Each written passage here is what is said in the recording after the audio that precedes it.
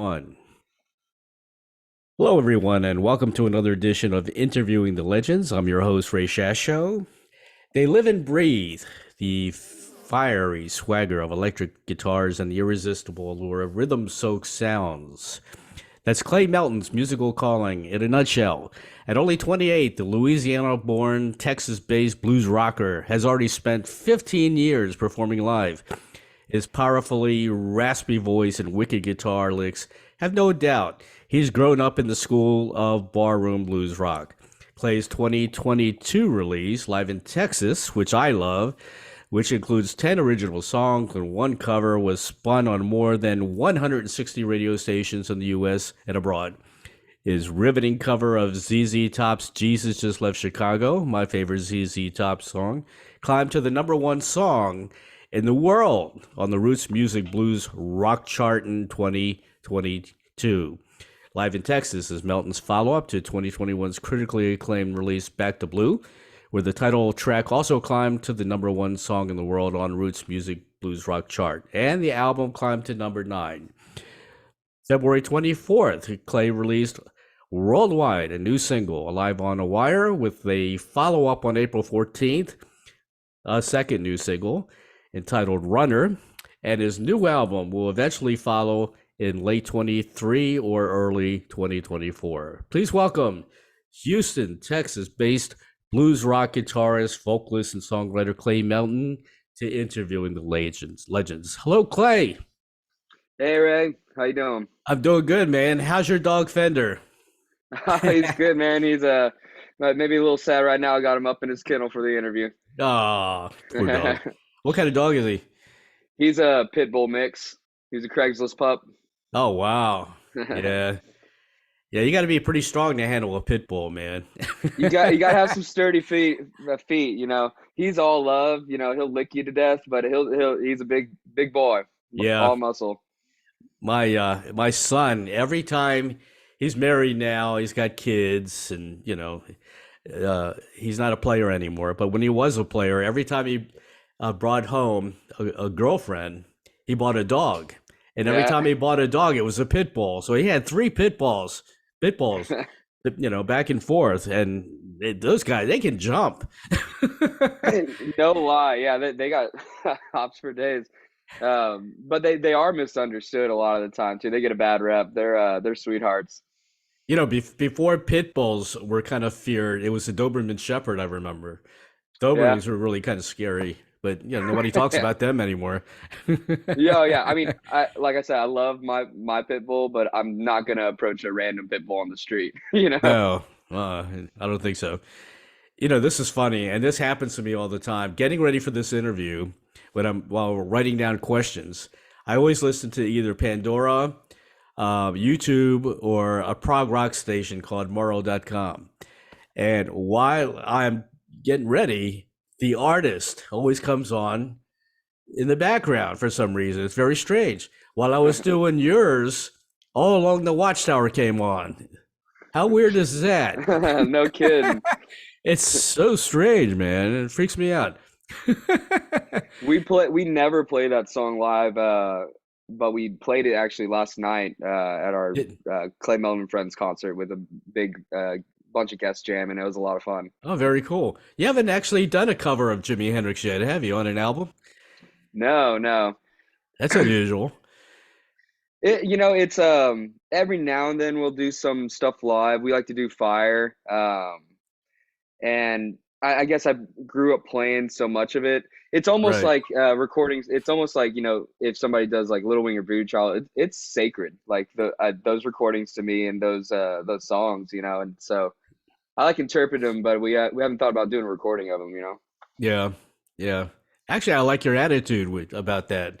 Other artists will come out like Stevie Ray Vaughan. He played a lot of Hendrix, and but he made it his own too. he did. You got to have a certain twist to it, your own twist to it. Yeah. Excuse me. Well, your new single, Alive on a Wire, is great, man. It's a rocker. Great song, great lyrics. It's out now on YouTube. And your album's coming out. When do you think? At the end of the year, next year? Towards the end of the year is Right. what we're shooting for. Yeah, we're still in recording process.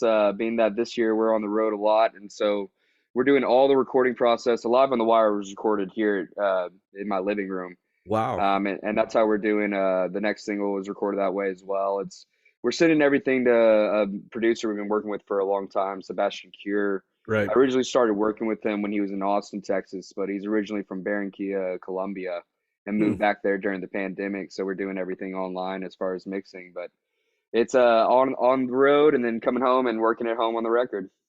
I knew somebody from Barranquilla in Colombia. Really? No, I'm Yeah. kidding.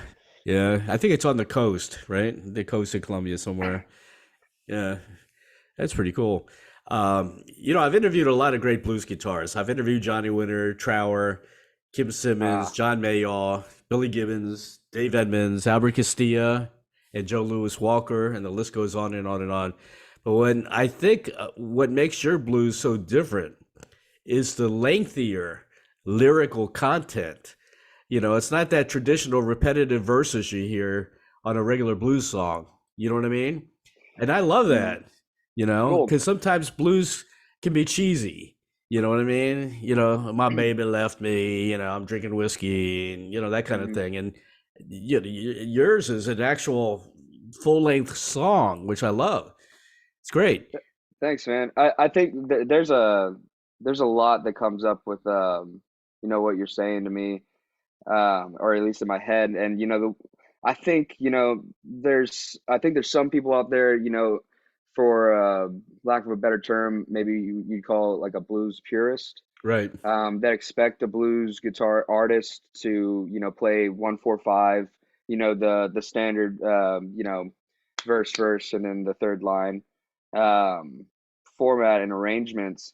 But I've always felt like there was kind of a like left turn that happened with that thinking at some point, because when you go back to all the original styles of the earliest styles of blues and gospel and all these roots influences, hill country blues, slide and delta, they're they're not one standard format by any means. Right. There are a lot of commonalities and there are the repetitive verses, but I Hmm. think what happened is radio is what really forced that characteristic to be expected. Exactly. And for that to be the one rule, and so I've always enjoyed artists that you say, interviewed Robin Trower. I love Right. Robin Trower, and he's got a similar approach, with the rock influences as well and stuff. So with what we're doing, I would never tell anyone we're a strictly blues band, because we love to mix genres and try and push the envelope, but still also like have these aspects of the music that me and the rest of the band love and are influenced by. You hit the nail on the head, what you just said. Because I thought you had too much talent to be just labeled a blues artist. You know, you really do, and you do get into other genres, and you even kind of cross into a little bit more commercial stuff. Hmm. That I could hear on the radio, and maybe even a little prog rock in some of your music. I really, Yeah, yeah. yeah, I hear a lot of different sounds, man. It's great, and it's funny how your voice is raspy for blues, but it isn't for the other stuff. And it's funny. It's in the past it's been more challenging for me to sing the cleaner stuff, because my Right. voice is just naturally that, like, I just have a raspier tone, and so it's kind of like a backwards, like I have to like clean it up. It's you got a good voice too, by the way. You really Thanks, do. man. Yeah. I was not born that way. I was not a born singer at all. That came after the guitar. Live in Texas. I love live albums, especially if it's from Yeah. Texas. Reminds me of the old days from Johnny Winter, Muddy Waters, and all those guys. Uh, but it's a nice mix of music. And you got, of course, the Jesus Just Left Chicago's on there, and you did a wonderful job with that cover. Thank you. That's my favorite ZZ Top song of all time. It's just a great tune. They just, rock out and jam out. You start out with Imaginary Traveler, which is another great tune. Runner. You got Runner on live, and Runner's coming out right as a single. Yeah, we re-recorded it here at the house. You know, whenever we were going in to record live in Texas, the decision to do a live album came around for a couple reasons. Things were kind of picking back up after the pandemic, and so we wanted to have some music out and get back out on the road. But we didn't want to go back into the process of starting a studio album and waiting for that to get on the road. Right. Um, and additionally, in our previous recordings leading up to that, a lot of the conversations were, you know, how do we capture the live sound? How do we, you know, get on tape what we're doing in a room? And so obviously a live album is a pretty direct way to Sure. accomplish that. And so we spent about 2 or 3 months writing and arranging those tunes. And, you know, obviously, except for the covers, they were all new songs. We had never even performed live before. Hmm. And it was one concert, one night. You know, just commit to what you got. And what I didn't want to do is be dressing up or overdubbing a live record Right. after the fact, you know. So we kept it pretty real. And then last year, after that came out, we toured it over the summer, and we had a whole year of playing these tunes a million times and, you know, letting them grow in different ways. And so that's why we wanted to come back here and do Runner and kind of just give it its studio version. And, you know, I've always enjoyed when artists do their studio version and then you hear the live and you can appreciate like where they change things and stuff. Exactly. And Yeah. so this is just a flip of that. And I think, you know, for people that listen to Live in Texas, will get a kick of how we kind of, you know, the spin of the studio version of these songs. Yeah, Runner's one of my favorite songs on the album. I want to say hats off too to your bass player because I love his bass playing, and Indeed. he really shined on Runner. He was, He does. kind of Grooving. reminded me of Jack Bruce a little bit. That, Nice. yeah, Nice. you Yeah, you got a that's good bass player Zachary there. Cox. Don't let him Zachary go. Cox on bass. I will not. And it's you know, I know you probably talk about it all the time with musicians, but keeping a group together I know it's difficult. is a wild task, and they're great guys. It's Zachary Cox on bass, and then Zach Grindle on drums. Been playing with Zach Grindle for about 9 years now, and Zach Cox on the bass I've known since middle school. And he joined about a year and a half ago, and he's a fantastic guitarist and Huh. piano player as well, man. He's real talented. Is that Cox COX? Yes. Just like Jimi Hendrix, huh? Yeah. Billy Cox. Yeah, Billy Cox. Yeah, man. It's a sign. Excuses. That really showcases your talent, man. That's a great jam. Thanks, thanks. Excellent jam. That's one of my favorite songs too. That one's a rocker. That one we usually put towards the end of the set because it's hard to go like higher Right. dynamically. That one's like a high energy tune for us. And last night we closed the show with that, and then went into we had it was our like second annual Clay Melton and Friends concert, and so we had some fantastic players from here in Houston, as well as the 2023 IBC winner from Houston. Oh wow. Matthias Ladden opened the show and came out and jammed. It was a good time. Awesome. And I want to mention your drummer as well because he did a nice solo on Goodbye. Yeah. Yeah, Decent Zach drummer there Grindle, too. man. Zach Grindle. You know, we he's he's the oldest member of the band. We have about 9 years between us, and we met 9 years ago now. And I remember the phone call whenever we first you know, linked up and stuff. I asked him, you know, like, you know, who do you like to listen to? Who are your favorite drummers? He's like, I like rock and roll, like John Bonham, and I just want to hit my drums hard and play all the time. And, Yeah. and I was like, all right, sold. That's exactly what I'm looking for. You're in. Uh, yeah, exactly. You got the job. Devil Don't already sounds like a classic blues track. It really does. Yeah, thanks, man. It Talk about writing the song. I mean, how do you write those lengthy blues tracks? It can't be easy, you know? I that one came about I actually wrote the chorus on piano. Where I live is my grandparents' house. And they've since passed, and they moved here in '73. My mom grew up here. I grew up coming here as a kid, Hmm. and now I'm here, and they have this old like '70s Wurlitzer. Whenever I moved in, it had been tuned in years. Right. But it was in great condition because it never moved. Huh.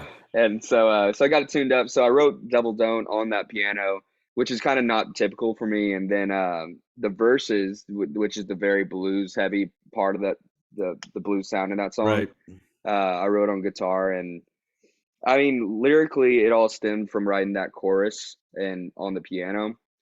And just, I think I was just in a mood. I was feeling a little angsty. Because I wrote it during the pandemic, which, so there's plenty of angst to go around. Yeah. Well, that pandemic gave a lot of people a lot of time to write music, didn't it? Yeah, I mean, it Yeah. is it's wild the amount of output that Yep. you like right at when things started to pick back up and people started releasing things, get back on the road. It's just like for a couple months, it's like everybody had a new album. Yeah, It was exactly. exciting. Yeah. Well, I got a list here of your most influential albums. Let's see if it still holds true. Electric Ladyland by Hendrix, hmm Texas Flood by Stevie Ray Vaughan, Led Zeppelin 2, and Rio Grande Mud, CC Top. hmm That about right? Yeah, 100%. That'll always hold up. And it sounds like a basic like the holy grail of rock and blues. Yep. But I mean, that's honest to where I kind of came from. Those were the earliest heavy influences, and then that kind of from there, I was able to get into everything else, that influenced me later. Well, you got to jam with a big hero of yours, Buddy Guy. I mean, how awesome was that? I did not. Oh, you didn't jam with Buddy Yeah, Guy. yeah, yeah. Because you must be reading that interview where they asked, do you have a dream jam? I Okay. would love to jam with Buddy Guy. Can't be that hard. Yeah, no, Buddy Guy's, I mean, we're both Louisiana boys, Yeah. and he's on his farewell tour right now, touring with Ali Venable, who's from up here in Dallas, Texas. Yeah. And man, I saw him at Billy Bob's a long time ago. My dad took me when I was real young, and then last time I saw him was at the Jazz Fest in New Orleans. And man, he just still owns the stage. I know. Like Yeah. he's just annihilating the crowd. It's great. Yeah, I saw him at a festival in Orlando, man. He does things so effortlessly, and he's playing while he's joking around with the audience and stuff, Oh yeah, one man. hand slapping it with Yeah, a towel, yeah. taking a shot of Jack or something. It's Yeah, amazing, you know. love to see it. Yep. But you did open for Robert Cray, is that right? Correct, correct. Okay, got that right. I know, but I remember that question in that interview, and it's worded like I did. They're like, Right. "Tell us how your dream gig." I was like, playing in Red Rocks, and I got to jam with Buddy Guy. And But you had a yeah, few shots of whiskey with him. yeah, I would not say no. Yeah. Yeah, no, Robert Cray we played with at the Heights Theater here in Houston, and Robert Cray was another artist that I got into after I got into Stevie. And there's like a couple great recordings. Like one of my most treasured, I guess it's a bootleg, but it's Stevie Ray Vaughan's last performance in Alpine Valley, Hmm. and it's known that his last song was "Sweet Home Chicago" with Eric Clapton, Buddy Guy, Yeah. Robert Cray, Jimmy Vaughn, um, and Robert Cray's solo in that is smoking. And then when Stevie's playing, you just get goosebumps. But Robert Cray was real nice, and it was those moments are just real like heartwarming or filling, when you see like in the flesh somebody singing a song that has been connected to so many memories. Yeah. Yeah, it's awesome. It's like when I do an interview and they start talking, like Johnny Winter talked about, saving Muddy Waters. Basically, he hmm saved Muddy Waters and brought him back in the limelight. And Muddy drinks a lot of champagne. I wanted to know what he drank. I thought he drank whiskey, but he drank champagne. Oh, And yeah, and I asked Johnny. I says, the old um, the thing about Robert Johnson and the devil and the crossroads and all that crap. And I says, well, Johnny, have you made a deal with the devil yourself? He says, no, no, hell no. I'm a Christian guy, man. he's So that like, was don't good to put that hear. on me. That was good to hear. Yeah, yeah. And he's from let's see, is he from Austin? I can't remember what part of Texas Johnny Winter's from. I want to say Beaumont or Port Arthur. I thought it was somewhere Yeah, more coastal. Yeah, he's Texas. could be. I interviewed Edgar Winter the day before Johnny died. Wow, Yeah, and it's weird because all he talked about in that interview was Johnny Winter, about his brother and everything. wow, So that was weird. Yeah, the that next is day, weird. I miss Johnny, man. Rock and roll is not the same without Johnny Winter on He was tour. an individual. We Yeah, opened for Edgar Winter Group at the same venue we played last night here in Houston, right. Do Si Do. They did Frankenstein and everything, but he talked about his brother on stage too. You could Yeah. tell he had real admiration and love for him. Oh, they were very close, man. They were like, Mhm. like twins almost. Like. Back to Blue, your EP, that was a critically acclaimed album. It was, you had Danny Jones, right? Credits on that album, who worked with Yes. Stevie Ray Vaughan and Patti LaBelle and Etta James, and now you. I mean, that's how cool is that? Danny Jones is the coolest, Yeah. and he's despite having worked with so many people, he's such a from the first time we got in the room together, Hmm. it was just like, oh, you just want to make some music with him. And he shared some stories about working with Stevie and stuff. He worked with him on overdubs during Hmm. Instep. And yeah, I mean, he's got stories for days for sure. He worked at Alan Toussaint's studio, C State Right. in New Orleans for a long time, and all that music is super influential. And I'm listening to WOZ or something of the sort, most days. And so it was working with him on that record was a different experience for sure. I think just because of how we approached it and kind of the goals we had in mind. One about some of the live aspects of wanting to feel like we're in a room, and then also Danny's like determination to try it until you're not just like satisfied. We're Hmm. excited about the tones that are happening. I remember we tried like 10 or 12 different guitar amps and Hmm. rifled through guitars until we found that sound, and then once we did that we were rolling. But he pushes you, which is a great producer. That's a great producer. When you got a guy Mhm. like that on your side, man. And the problems, I've talked to a lot of producers, and some of the things they complain about is the artist won't listen. No, no, no. I want to do it this way. They won't listen. Yeah, You I know. feel like the studio process is, I mean, especially from a producer standpoint, it's such a people business. Hmm. It's a lot of managing personalities, but it's all about the hang. It's Exactly. you know, especially with the amount of downtime there can be. Sometimes you gotta sit there while somebody tunes a drum. Well, some of my favorite tunes on that album, um, "Say That You Love Me." That kind of sounded like a Bridge of Sighs opening.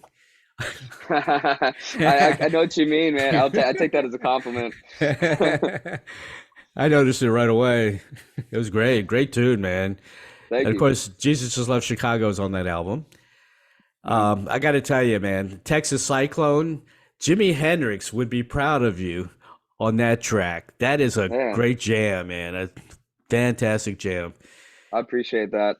That came about in a pretty wild way. We had put studio time. That's the only track, except "Say That You Love Me" and "Texas Cyclone." They're both live tracks on that Hmm. EP. They're both recorded in different places. In Texas Cyclone, we had a studio rented for a week in Austin to work with. This is before we got with Danny, and we were working with Sebastian while he was in the country for a month.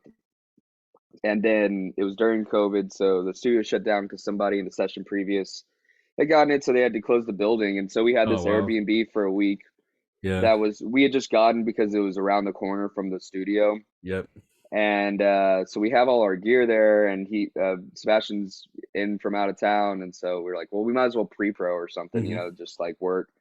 And so we asked the Airbnb host if we could set up some drums and stuff, Oh, and he said, cool. yeah, go ahead. And this house actually used to be used to make records. Huh. And then I told Malcolm Harper, who was the engineer on Say That You Love Me and also recorded all of Live in Texas at the show. He's a seven-time Grammy Award winning producer and out of Austin, Real Sound Recordings. And I told him about this house, and he knew where the studio was. He's like, "What's the address?" And I sent it to him. He's like, "Man, that's the house where in the '70s I recorded with my very first live rig, my very first recording project ever, Hmm. just at this random house in a random neighborhood. And Wow. it had this big open living room. It kind of sounded sweet for drums, and so Huh. that's where we cut Texas Cyclone just in one pass, just going at it. Clay, all the We pieces are fitting together, man. I'm telling you. My favorite songs by Clay Melton, Alive on a Wire, Devil Don't, Say That You Love Me, Burn the Ships, Battlement, Rain, and Texas Cyclone. Those are my all time favorite songs by you. Nice, And man. You you dug know, in. all of your music so far has been great. I mean, Burn the Ships, that right out of the gate, you came out with critically acclaimed reviews for that, and I think that climbed to number 5 on Billboard's Heat Seekers chart. Burn the Ships. That's right. That was our first album, first full length album we put out in 2017, and that's we worked with a mentor of mine from when I was younger. Dan Workman produced that album, and he was a longtime owner of Sugar Hill Studios down here in Houston, Huh. and and it was different.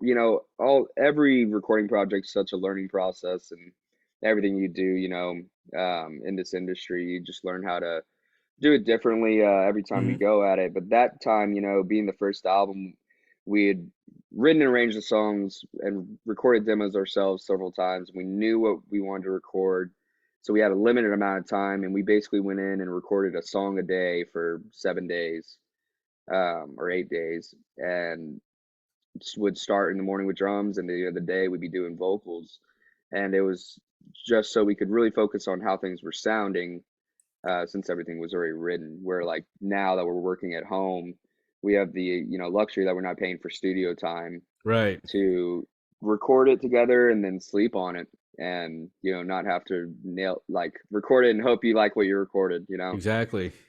This is what you were saying. This is a very eclectic album. It's not a blues album at all. Mm, And I hope yeah, you do more tracks like this on future albums because it's great.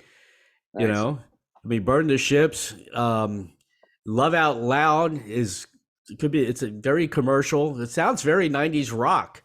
You know, Yeah. and Soul sounds like a '50s hit, like a 1950s hit. uh, you know, Battlement, very '90s rock again.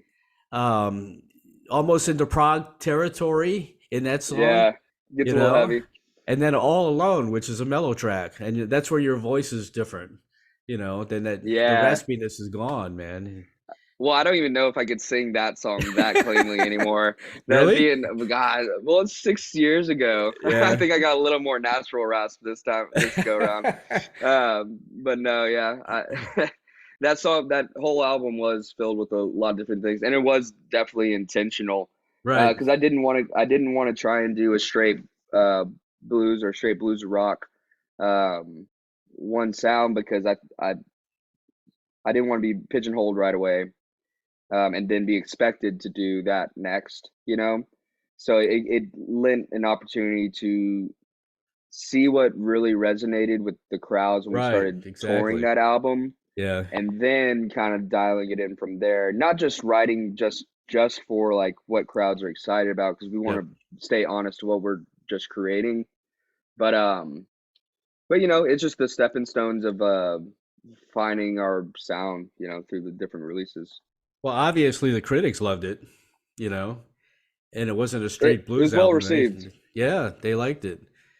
I think that's cool. Yeah, do you know Neil Morse? Neil Morse is a prog rock guy, but he's Mhm. very eclectic, man. He plays with everybody, does all kinds of different things. You Yeah. can't pigeonhole him.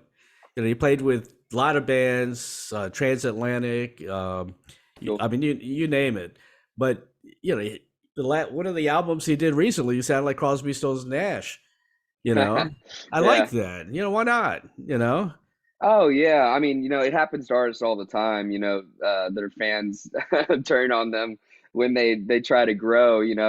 But then the alternatives, sometimes you see bands try to continue to deliver a Hmm. consistent sound because they don't want to change and Right. lose audience, and then it Right. just loses its freshness sometimes.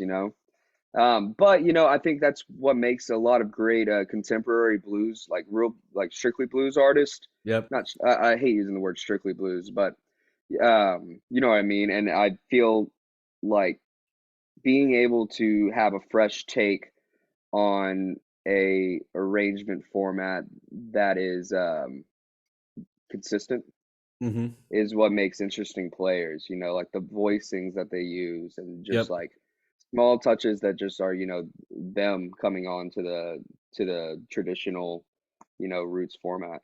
Well, if you look at Clapton, he goes it's the same thing. He doesn't just Yeah, play strict blues. He's got a lot of 100%. commercial hits. He'll get into reggae. He'll do a little bit of everything. So, Yeah, I mean, once he uh, was Clapton, right. he'd say, "Well, I'm just gonna do," and the songs are great. There, I Yeah. mean, there's a lot of Clapton songs I love that aren't strictly blues at all. Exactly. Yeah. Um. All right. Guitar wise, you play a Strat. Is that your guitar of choice? That is my go-to, and my backup's a Strat, Do you play a and Telly also, or no? I do. I think I I saw you have playing a a Telly. Yeah. Yeah. That's we recorded um Back to Blue on it's a Fender Ventera, which looks like they're 72 deluxes Fender. basically. Oh yeah. I'm bought. Me Fender too. has me. Yeah. Um yeah, so I have the Ventera is like a 72 deluxe Yeah. with a slimmer body, and then my main Strat is an American with some Texas specials in the neck and middle, and then a pearly gates in the bridge. And then recently, for Jesus Just Left Chicago, I came across this guitar in a guitar center.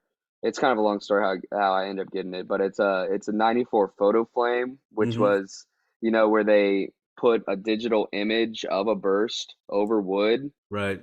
and on the back of the neck, so it looks like flame top, Oh but it's wow. just a printed image that they glued on top of like regular wood. Right. But it sounds pretty gnarly. Somebody had modded it by the time I got my hands on it, and it just like only sounds good when it's like mean and distorted. Um, you need to buy a famous guitar so you can play it on stage. I don't know, a uh, Clapton or a Hendrix would be tough. Maybe a Trower yeah, guitar. They're always selling their guitars. I mean, David Gilmour just sold a bunch of his stuff. You know, yeah. so. Well, once you sell a little more tickets, I'll be looking at them. No, but I'm a gearhead, man. Like I'm always trying to trade, and guitars are what I have the hardest time letting go of. But the rest of the gear, I'm always swapping and trying to figure it out. Your sound, it sounds very clean to me too. Not too much effects. I hate it when there's a lot of guitars on YouTube that think they're great guitars, but they have all these effects, and they're doing this one-handed thing. I mean, to me, that's I don't know. The shredding. Yeah, yeah. I You mean, it's know, for what I'm doing, I really just like having it's really just pushing what's already there, right, right. and so my boards, it looks like a lot more than it is just because of how things laid out, because I use two amps live now, Hmm. and so I keep an amp switcher on there. So, but I pretty much just use couple drives, a mod for like a univibe sound, verb, and delay, Hmm. um, and I don't get too crazy with it. Because it's so much fun just to plug straight in sometimes, Yeah, and exactly. reminds you of what the instrument is capable of just on its Right. own. And so, but I mean, live, I definitely like my overdrive is heavy. And that's kind of those Trower tones. Yeah. Because I have one amp that's not taking any effects, so it's always clean. So I have one that's dirty at the same time with it. so it kind of retains that, that wholesome, clean tone while still having a little bit of edge behind it. Yeah. And like that Trower is a big influence on tone. I think Right. whenever I start going into like more of the distortion areas. He's got his own sound, you Oh know. yeah, I mean, and Univibe heavy, Yeah. and it's like it's so wonderfully Hendrix, but Robin Trower, Yeah. It's a lot of R&B in there too. Yeah, Very for sure. R&B. Yeah. I want to mention your concerts. Did you open yesterday in Woodlands? Did you have a show yesterday? Yeah, it was our second annual. This is actually the same place we recorded live in Texas. Okay. And so last year was the first Clay Melton and Friends, where we had a special guest on the show that we recorded live in Texas. At we had Sir Old Tuna, Cool and the Gang, Evelyn Rubio, a fantastic saxophone and blues singer here in Houston, and Sarah Grace as well. And then this year we had Sparky Parker, who played with Vanessa Collier, has his own group here. Gary Weldon, a Hmm. fantastic harp player, and like I said, Matthias. And so we kind of do like our originals, and then we keep calling guests up, and the band just kind of gets bigger and bigger throughout the night. And Awesome. by the end, it's just a big jam. Yeah, you guys shows coming up all the way through September is what I see. You end up in Massachusetts. You got some. You'll be in. Let's see, a couple of dates in Texas. You'll be in Louisiana, in Baton Yeah. Rouge, in Richmond, Virginia. I don't see any Florida dates yet. I know that there are some dates in the works. I think for this summer in Florida is when we're looking to come through. Um, through the Tampa area, Hmm. and it's nice. We recently started working with the Hungrier agency, Eric Right. Moley, and Yeah. he's just fantastic and has it's after years of being a DIY band, booking our own tours and things like that. It's magnificent to be put on the road and be able to just go to work. Yeah, I know Hungry Year. Those guys. Great Yeah. guy, Yep. Um, what was your first concert that you ever went to? Eric Clapton. It was Clapton. Wow. But well, I claim Clapton. Right. First one I claimed. I was dragged to a Rascal Flatts concert before that, but it wasn't by choice. Clapton was the first one I wanted to go to. My dad took me there, and Doyle Bramhall the second was playing, as well as Derek Trucks on that tour with Oh, Derek Clapton. Trucks. Yeah. Yeah, yeah, it was blew my mind. I was Yeah. maybe 12. Do you like Bonamassa? I do. He's a monster. Yeah. He's something else, isn't he? Tone for days. Yeah. He's such a, I don't want to call him a nerd, but he's got that other side to him as well. But once he's on stage, man, he's all about Oh, he's music, cool. you Yeah, know? yeah. And he puts the suit and the glasses on. And he's Yeah. cool. But yeah, no, I Yeah. mean he calls it Nerdville, right? Yeah. His spots around the country. Right. Um, I mean, and most musicians are big old nerds. I am. I love music history. I want to talk about things that were made 50 years ago or whatever. Right. And most musicians are like that, I find. Man, he's a huge collector. I like to visit Yeah. his place to see what he's got there, you know? Oh yeah. And Yeah. that's like, I know he's been touring so long, and that that's such a cool thing to be able to do, is to, step into some music stores wherever you're on tour and Yeah. just see what's around, and you come across some wild things. What do you think, if you weren't playing music, what do you think you'd be doing? Who knows, man? I was not made for school. I had no interest. You know, um, Honestly, I would probably try and bum it until I finished writing a book. I love the idea of being an author. Um, it's all like a nonfiction author has always interested me, because their entire existence and career all comes from up here. Yeah. Of course, there's editing and publishing and stuff, Right. and then it has to be bought and read. But just, I mean, if that can happen, then a successful author can make a living their whole entire life, and Yeah. also share their creative voice with the world Yep. by just making sure they go into a room and start writing. It's fun. there's a lot less points, A Yeah, to Z, than the labor of love of getting a recorded project, yeah. music project out.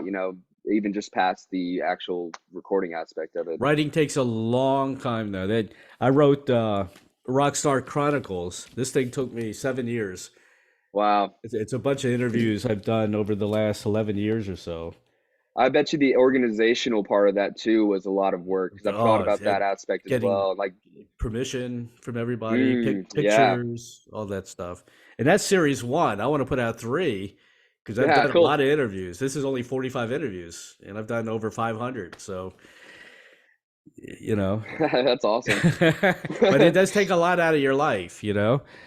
Yeah, I Yeah. mean 7 years, and I mean also, and that's a lot of willpower to Yeah. keep going along. Yep. Um, that's cool, man. Yeah, that's probably doing. I had no idea if I had to get a real job. I think the average would be about 2 years to write a book. It's usually Yeah. 2 to 3 years. But this just, and then I couldn't decide who I wanted in the book. And then the first chapter were all guys that have passed away, like Johnny Winter and Mhm. Keith Emerson, Yeah. Tony Joe White, all those guys that are not here anymore. So, Mhm. yeah, it was fun, though. It was really fun. All right, Clay, here's your last question. And I ask everybody this question. I get some very interesting answers. And this is kind of like what you were saying with that other interview. If you had a field of dreams wish, like the movie, the performer collaborate with anyone from the past or present, who would that be? You're going to say Buddy Mm. Guy, right? Well, I gave Buddy on the last interview, so I'll give you a new answer. Okay, It's, good. what the difference in yours is the past or present, and that opens up the playing field. Anybody. Man, I have Stevie Wonder. Oh, really? Um, Wow. That's yeah, interesting. Stevie Wonder. Because Yeah. also you can, I mean, I like, there's something. I mean, it's Stevie Wonder. I don't really need to say more, Mhm. but it my mind would usually go towards Buddy Guy. We're both guitarists, and I Right. resonate with him on an instrumental level. But I can't do even like a fraction of what Stevie Wonder can do on his instruments, and so it blows my mind extra, Yeah. And so yeah, I think that's my answer. That's a good answer. Thanks, Yeah. man. You know what Robin Yeah, Trower said? what's that? Robin Trower said James Brown. Woo! That surprised me. I Yeah, said, I "What?" mean, I I would asked love him. to I hear said, that "What?" track. I said, "What about Jimi Hendrix?" He said, "No, I could never get on stage with Jimi Hendrix." Oh man, Yep, James Brown. That was an interesting answer. I would love to hear an arrangement in the style of both those artists. Yep. Yeah, that's a cool answer. But it just shows you that oftentimes I think a lot of artists are influenced by things that you wouldn't That's right. necessarily identify their Yeah. music with, sometimes. And I think that's what makes interesting artists too is the amalgamation of their influences can sometimes be geographical Hmm. in nature, and I mean that's how we have all these different styles out of America, Yep. just in blues. Exactly. Um, and so it's just like being on the road and touring and meeting people. That's always new experiences, and there's always new music coming from different places. Exactly. So what's next for Clay Melton? I mean, you got the tour coming up. You're working on that album that's going to come out maybe at the end of the year. Anything else? You got the single out.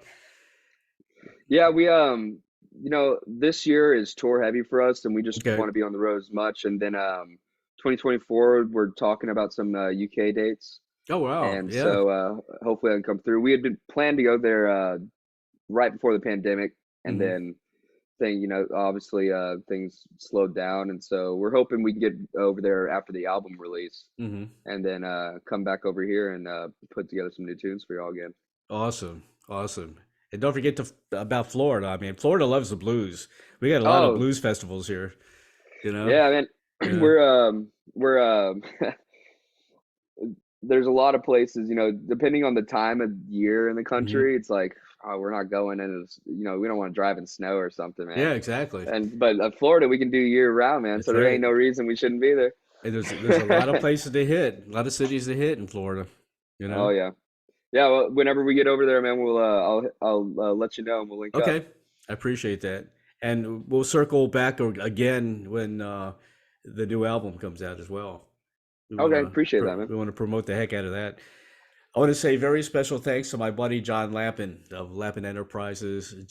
John, he says, Ray, you got to interview this guy. This guy's incredible. He went on and on about you, man. I never heard him go on and on about anybody before. It's just Oh man, gives me an we love interview and that's John. it. Yeah, he's a John's the good best. he's a good guy. Yeah. I want to thank John for setting up this interview. You can purchase the Thank you. latest release by Clay Melton live in Texas. That's available at Amazon.com. And of course, the most recent studio album, Back to Blue, is also out there. Both incredible albums. And again, you got the new single Live on a Wire, April 14th, the second new single Runner, which I love, and the new album sometime at the end of the year. And also, for more information about Clay Melton, you can go to www.claymelton.com. You're on Instagram, Spotify, Facebook, Twitter, YouTube, and TikTok. That's the only thing I'm not into right now. I haven't even bothered with TikTok yet. Yeah, it's all those things. It's real popular though. It is, I think I'm a little old head when it comes to social media. Yeah, I you do it, but I'd much rather keep it about the music. But if you're I on know. there, it's a great way to stay connected with fans and Yep, be able to see people that you can't see more than a couple times a year. sure. I got a suggestion. Maybe a collaboration. If you can contact Beth Hart. Do you know Beth Hart? Woo! Oh yeah. I mean, she worked with Jeff Beck a lot. She Mhm. worked with Bonamassa. Yeah, he Um, produced her album, yeah. yeah, maybe she likes to collaborate with a lot of different people. I've interviewed Beth. She's cool. Really. She's really cool. Yeah, I mean, that'd be sick. Her voice is just yeah, but you gives you you both got chills. that raspy voice. You go well Yeah, together. yeah. It'd be a perfect do, match, man. do some raspy harmonies. Yeah, yeah, that'd be awesome. That would be sick. Well, All if I right, man. can, Yeah. I'll put the word out for you. Rock and roll. Yeah, I'll see what I can So do. let's go. I All right, appreciate that. man. All right, Clay. Thank you for being on the show, Hey, man. I appreciate it. I Listen, appreciate you having me. you're a great artist. You're an intelligent guy. You're going to go far. I really believe that. Your music's fantastic. Thanks, Ray. I appreciate you having me on. All right, man. Take care. We'll see you. Peace. Bye.